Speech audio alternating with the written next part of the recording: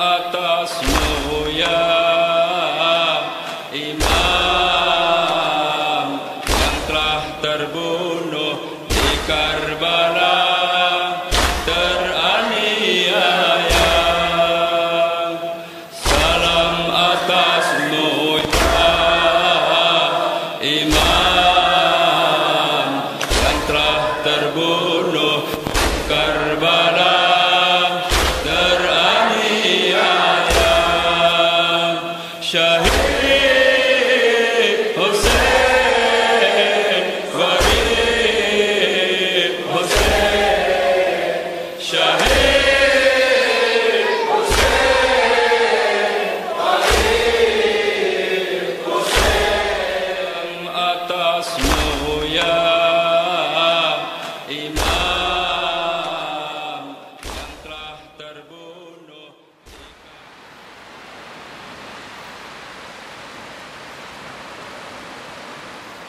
Assalamualaikum warahmatullahi wabarakatuh. Penonton yang berbahagia dimanapun Anda berada, kembali berjumpa bersama kami dalam program Jejak Ahlul Bait Nusantara. Pada episode sebelumnya kita diajak menyaksikan ritual menjara di malam hari, sebagai kabar kepada para pecintanya bahwa Imam Husain berangkat dari Madinah menuju Kufah. Dilanjutkan dengan meradai dan membuat seroban di siang hari serta dijunjung pada malam hari, hingga ditutup dengan hari Gam atau hari duka karena esok hari Imam Husain terbunuh dalam peperangan di Padang Karbala.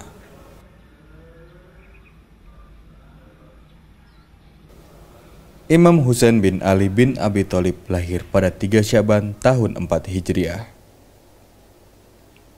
Menurut riwayat, nama Husain adalah nama yang diberikan Rasulullah yang bersumber dari wahyu ilahi. Dalam hadis yang disepakati seluruh muslimin, bahwa Imam Husain adalah Syahid Syabab Ahlil Jannah atau penghulunya para pemuda surga. Walau terdapat perbedaan di kalangan muslimin mengenai sejarah tragedi berdarah di Karbala, namun bagi keluarga kerukunan Tabut atau KKT Bengkulen, peringatan Tabut yang turun-temurun diperingati sejak Syekh Burhanuddin atau Imam Senggolo pada tahun 1427 Masehi merupakan kabar bagi seluruh umat Islam khususnya di Bengkulu bahwa Imam Husain, cucu Rasulullah Shallallahu Alaihi Wasallam, telah terbunuh di Karbala oleh musuh yang menantang agama. Karena jelas yang mereka perangi adalah Husain bin Ali bin Abi Thalib. Bagi keluarga pewaris Tabut, peringatan ini merupakan sebuah miniatur kejadian tragis di Padang Karbala. Dari mulai mengambil tanah, duduk penja, membuat seroban lalu diarak, sebagai kabar kepada para pencinta Imam Husain bahwa sorban yang konon pemberian dari Rasulullah telah ditemukan. Hingga di hari ke-9 Muharram, kota Bengkulu larut dalam keheningan di hari Gam. Oke, pertama-tama Gam itu adalah Gham sebetulnya, bahasa Arab yang artinya adalah sedih. Dalam doa disebutkan itu, Allahumma inni a'udzubika minal ghammi wal hazan. Ya Allah, aku berlindung kepadamu dari kesedihan yang amat sangat atau ketakutan yang amat sangat, ya. Jadi gham itu artinya sedih. Mungkin dalam peristiwa mengenang Tabut di Bengkulu bisa saja orang mengartikan sepi atau tenang, ya. Kenapa? Karena ya gham itu artinya orang-orang bersedih di rumah. Nah, kenapa mereka bersedih pada tanggal 9? Ya, sebetulnya karena hari itu adalah hari di mana seluruh keluarga Nabi SAW pada zaman Imam Husain memang sedang berkumpul bersama. Jadi pada hari tanggal 9 itu mereka sudah sampai Karbala. Mereka sudah sampai Karbala 2 hari sebelumnya. Karena mereka di Karbala itu 3 hari atau 4 hari. Jadi pada hari ke-9 itu, terutama malamnya, itu mereka duduk bersama, ya saling memberi semangat, gitu kan. Pada waktu itu mereka sudah tidak lagi diberikan akses untuk memperoleh air minum, sudah mulai kehabisan bekal. Jadi suasana tenda Imam Hussein di Karbala pada waktu itu memang sangat mencekam, dalam pengertian sangat menyedihkan. Nah, saya memahaminya gham itu adalah upaya mengajak orang-orang menghayati malam kesedihan yang dialami oleh keluarga Nabi Shallallahu Alaihi Wasallam. Gitu.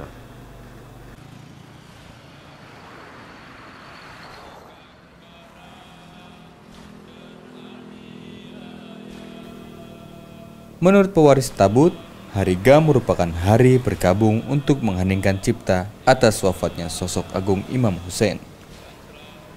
Acara diisi dengan doa dan bertafakur untuk mendekatkan diri ke hadirat ilahi Robbi.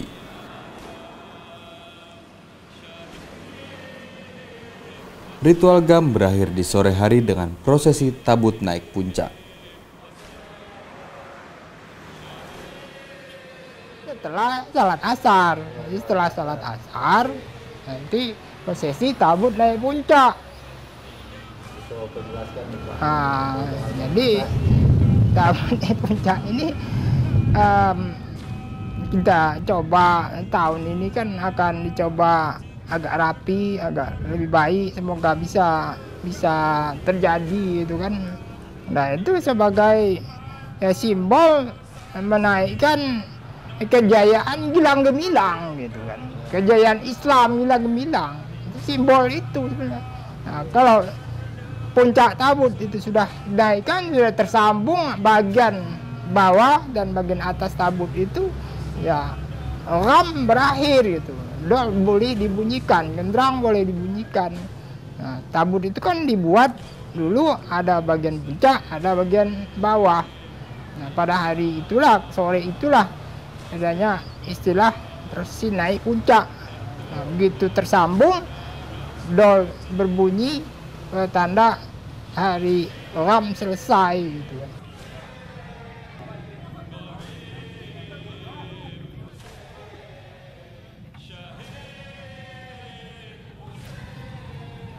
Terakhir, adik anak dan khalayak yang berkesempatan hadir pada petang hari ini bisa akan memulai naik puncak tabut imam. Kepada dol jangan dulu disembunyikan sebelum kaki puncak ini menyentuh bagian bawah tabut.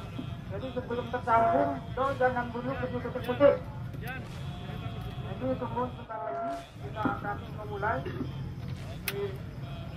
Tolong kemenyan siap untuk menghadap puncak dan salam dingin siap pegang bisa takut mulai naik, salam dingin terus diangkut, nanti kalau pegang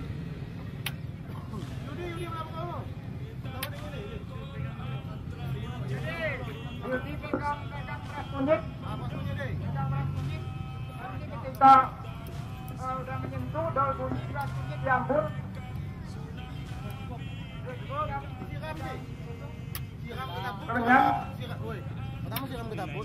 Ya, kita ini tunggu saya habis doa baru ditarik, jangan ditarik dulu sebelum doa selesai. Bismillahirrahmanirrahim. Assalamualaikum ya Rasulullah. Salam atasmu wahai Rasul Allah. Assalamualaikum ya Fatimah Az-Zahra. Salam atasmu wahai Fatimah Az-Zahra. Assalamualaikum ya Al-Murtada. Salam atasmu ya Al-Murtada. Assalamualaikum ya Hasan Al-Mujtaba. Salam atasmu wahai Hasan Al-Mujtaba. Assalamualaikum ya Abda Abdidah Al-Husain Sayyid Bapak Ahlul Jannah. Salam atasmu wahai Abba Abdillah Al-Husain, pemimpin pemuda ahli surga. Bismillahirrahmanirrahim. Dengan nama Allah yang Maha Pengasih lagi Maha Penyayang. Saluri mahkuri yattahuri. kami memohon kepadamu, wahai Sang Pencipta.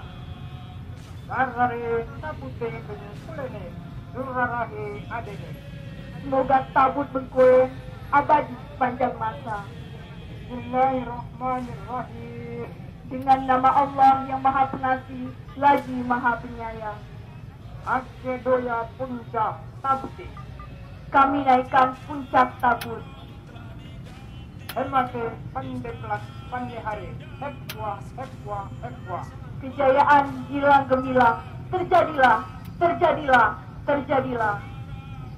Ya.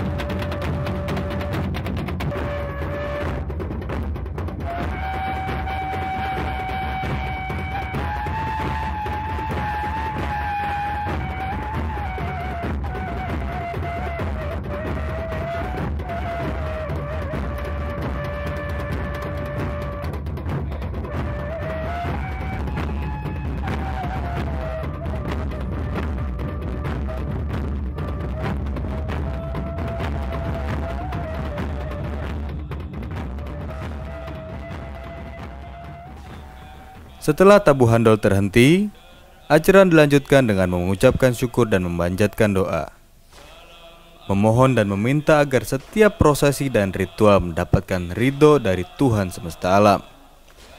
Tak lupa selawat dan salam tercurahkan kepada baginda Rasulullah beserta keluarganya. Sama-sama kita persembahkan doa kehadirat Allah Subhanahu wa taala. Sore ini sampai malam besok sampai acara kita terakhir, mudah-mudahan berjalan dengan lancar selamat. Sama-sama kita berdoa, kita mulai. Al-Fatihah. A'udzubillahi minasyaitonir rajim. Bismillahirrahmanirrahim. Alhamdulillahirabbil alamin. Arrahmanir rahim. Maliki yaumiddin. Iyyaka na'budu wa iyyaka nasta'in. Ihdinas siratal mustaqim. Siratal ladzina an'amta 'alaihim ghairil maghdubi 'alaihim waladdallin. Amin. Alhamdulillahi rabbil alamin. Assalatu wassalamu ala asrafil anbiya wal mursalin wa ala alihi washabihi rasulillahi ajma'in. Alhamdulillahi rabbil alamin. La hawla wala quwwata illa billahil aliyyil azim. Allahumma salli ala Muhammad wa ala ali sayyidina Muhammad. Allahumma ighfir lana dhunubana wa liwalidayna warhamhuma kama rabbayana shaghira.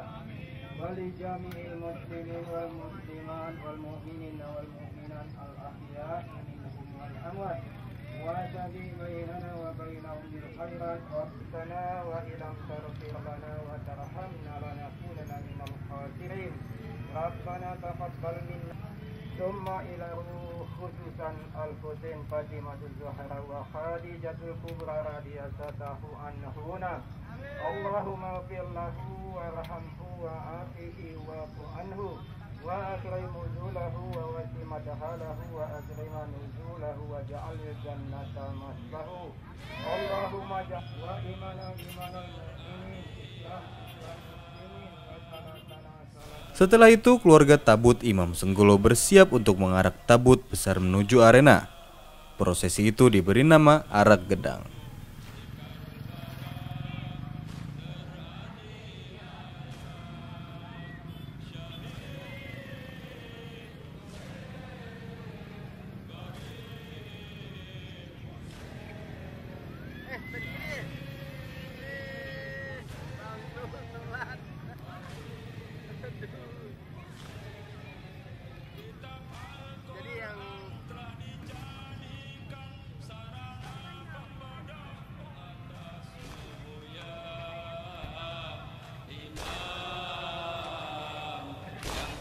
terbunuh di Karbala, teraniaya. Salam atasmu ya imam yang telah terbunuh di Karbala, teraniaya. Syahid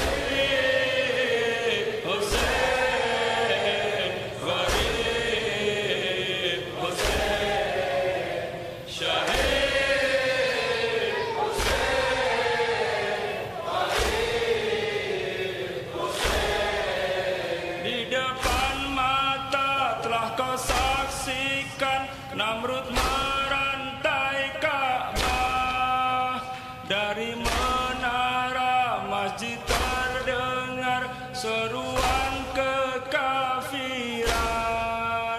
Di depan mata telah kau saksikan Namrud merantai Ka'bah, dari menara masjid terdengar seruan kekafiran.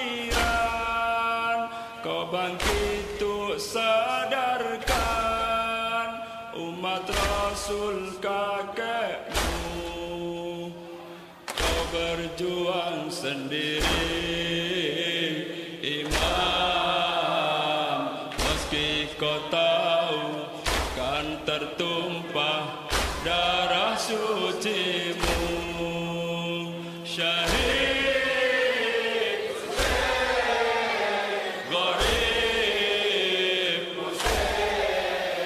Syahid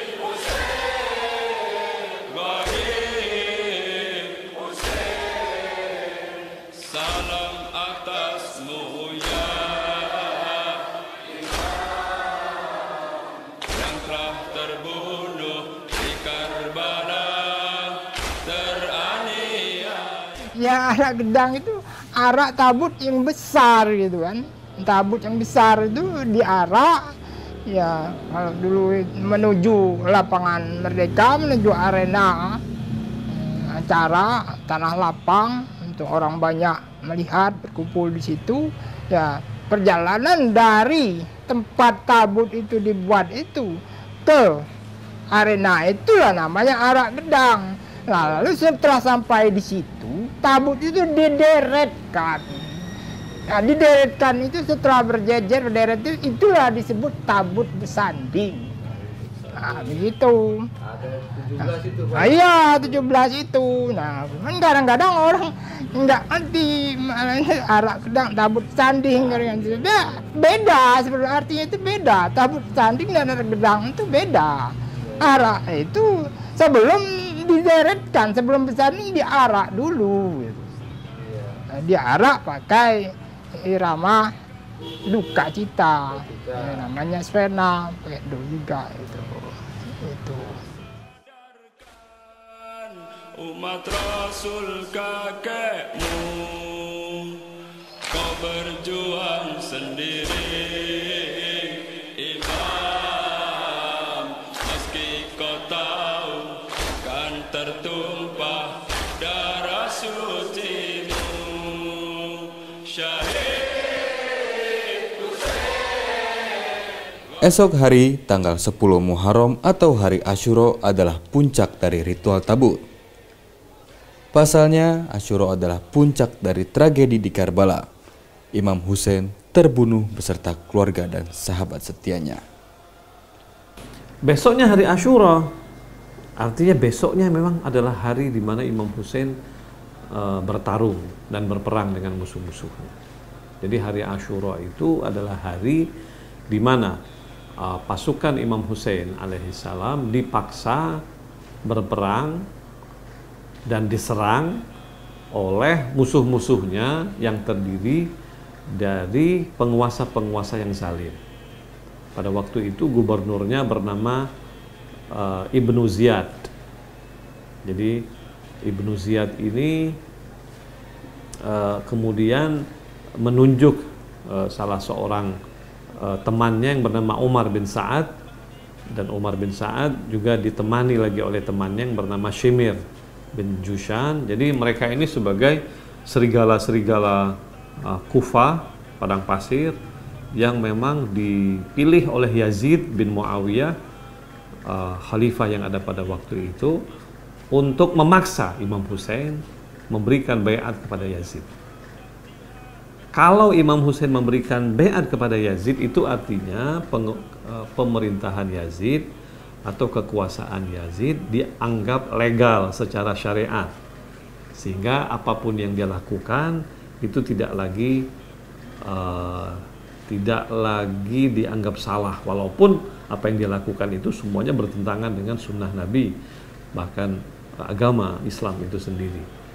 Nah, Imam Husain alaihissalam pada hari Asyura itu berjuang untuk mengembalikan kemurnian ajaran Nabi itu, tetapi kemudian dihadapi oleh penguasa-penguasa yang zalim pada waktu itu, maka terjadilah peperangan yang tidak seimbang. Pasukan Imam Husain pada waktu itu berjumlah lebih kurang 72 orang, berhadapan dengan hampir 30.000 pasukan yang ya sebagai manusia pasti dia tidak mungkin berhadapan dengan ribuan orang seperti itu.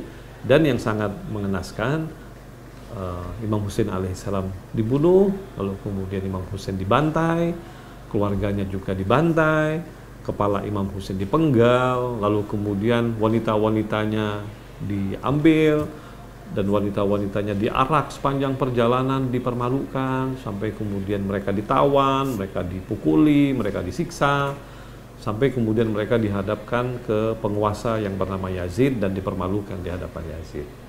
Itu kira-kira inti daripada peristiwa Asyura tersebut, ya.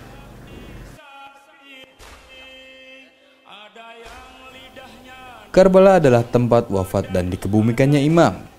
Tempat itu juga menjadi pusat mengenang tragedi 14 abad lalu.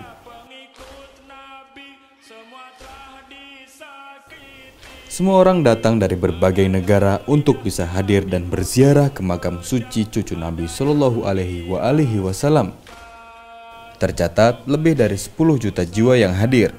Bahkan peringatan 40 hari setelah tragedi atau dikenal dengan Arba'in, jumlah peziarah imam memuncak menjadi lebih dari 30 juta jiwa setiap tahunnya. Tidak hanya berziarah, mayoritas dari warga pribumi menjadi pelayan bagi para peziarah yang datang, seperti menyediakan tempat menginap, memberikan makanan dan minuman, menyediakan obat hingga memijat. Semua itu gratis tanpa biaya. Bagi mereka, keberkahan karena bisa membantu dan melayani peziarah yang datang itu adalah sumber rezeki bagi mereka. Jadi hari Arba'in dan hari Asyura itu ada hubungan yang sangat erat.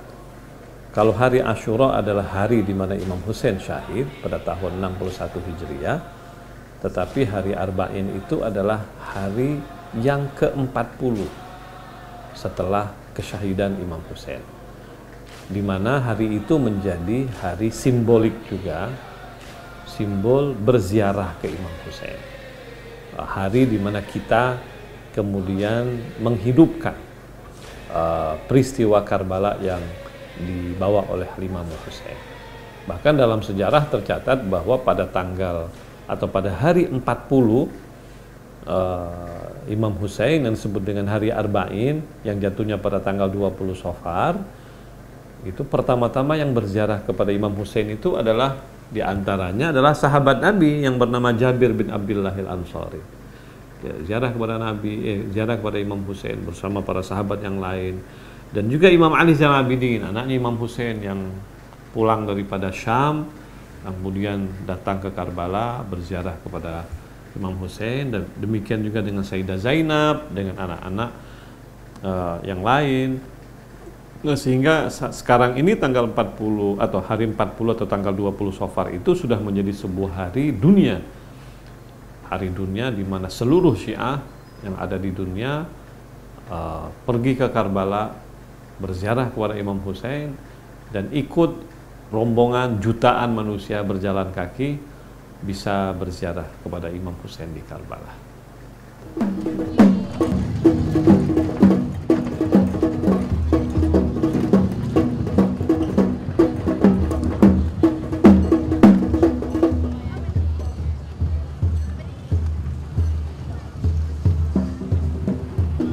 Setiap orang bisa menyatakan rasa cintanya kepada seseorang yang dicintai, bagai sang kekasih yang rela berkorban untuknya. Bagi warga Bengkulu, Imam Husain adalah sosok yang sangat mereka kenal. Dan tabut adalah ritual yang menggambarkan tragedi Karbala terjadi. Semua peran dimainkan dalam tragedi Karbala. Semua manusia dari berbagai karakter ada dalam peristiwa itu. Hari ke-10 atau Asyura dijadikan oleh para pewaris tabut sebagai hari duka dengan ritual yang bernama tabut tebuang. Tabut tebuang adalah arak tabut besar dari arena lapangan Merdeka menuju Karbala.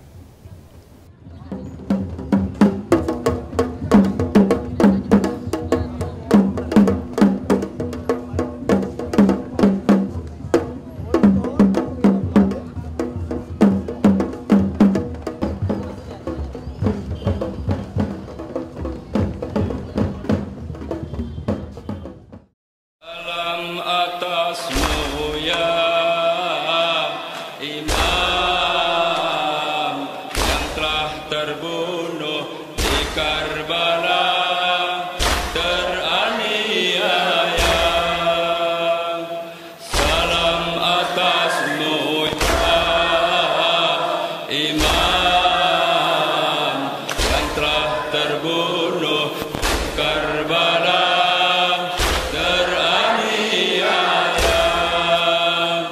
Syahid Husain, Gharib Husain, Syahid